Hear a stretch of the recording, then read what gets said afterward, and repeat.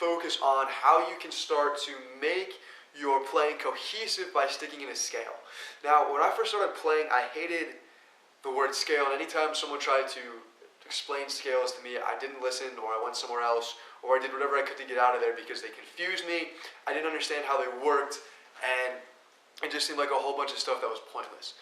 But I promise you, if you learn the very, very basic patterns that scales follow, you will be able to play at a far increased level than what you thought you could in a much shorter time than you thought possible. Because they're very simple, and if you learn the pattern, they're very easy. Okay? Again, we talked about before how a scale has 8 notes. 2, 3, 4, 5, 6, 7, 8 repeats. If you wanted to start there, right, you could 1, 2, 3, 4, 5, 6, 7, 8. So it just repeats itself over. So there's really only 7 notes, and the 8th would repeat, or 8 notes, and however you want to count. Okay? But what you want to do with this is you want to learn the pattern and how many notes you are skipping each time you play the next note.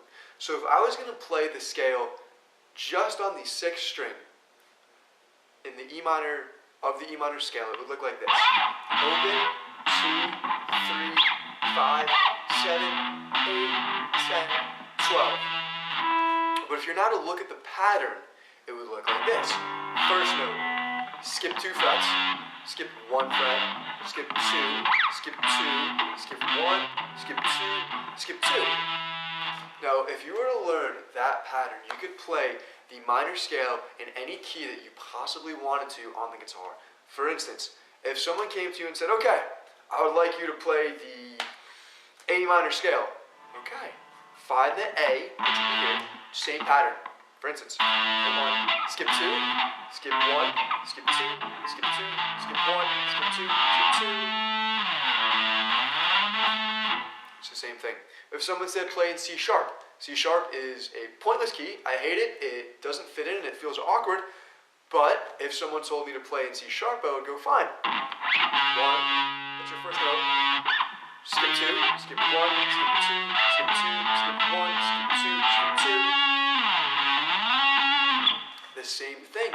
Now, was I really counting those notes? Okay, I start on C sharp and I need to skip 2, which means I need to go... No, not at all. I found my first note and I just implemented the pattern above it. You can do the same thing going up the strings, and it makes it very easy because if I was trying to solo over something, as we're going to get into, you can just go, okay, I'm playing in E, awesome. Okay, we're playing in D now.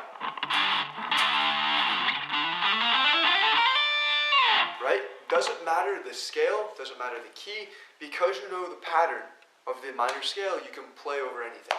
Just because you know the pattern. So it's very important that you understand, okay, here's my first note. Skip 2, skip 1, skip 2, skip 2, skip 1, skip 2, skip 2. Repeat. And then go again. So what I want you to do, and by the way, when you're doing this on the 6th string, you can make all of these into chords.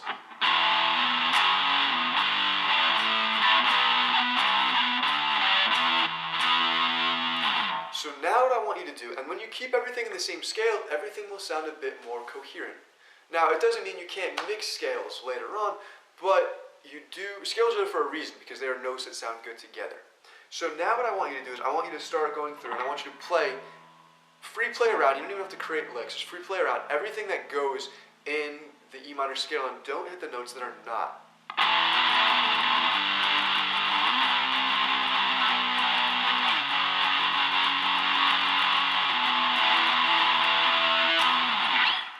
So you can start to play around. One way you can think about this is don't hit the 1st fret, the 4th fret, the 6th fret, the 9th fret, and the 11th fret. It's not a great way to think about it, but it is one way you could technically think about this.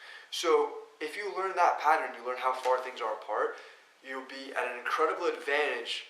And we're going to talk about this a little bit more as we go into the soloing section. But if you can learn that shape, you'll be so much better off. In the next video, we're going to talk about how you can connect these to 5th string power chords,